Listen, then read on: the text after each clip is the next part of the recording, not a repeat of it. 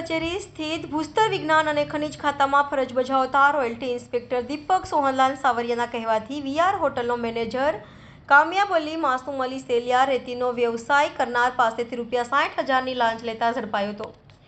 ફરિયાદી પોતાની ટાટા ટ્રકમાં પોઈચા નર્મદા કાંઠેથી રેતી ભરી રાજપીપળા ખાતે ઓર્ડર મુજબ રેતીનો ધંધો કરતો હોય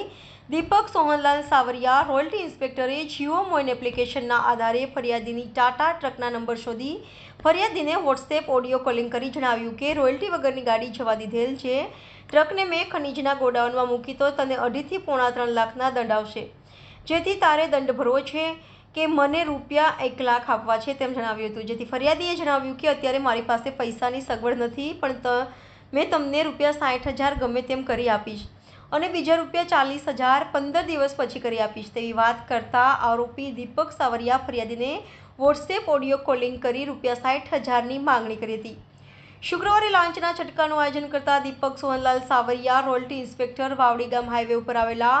વીઆર હોટલમાં આપી દેવા જણાવતા હોટલના મેનેજર કામયાબ અલી માસૂમ અલી સેલિયાએ લાંચની રકમ ₹60,000 સ્વીકારતા એસીબીના હાથે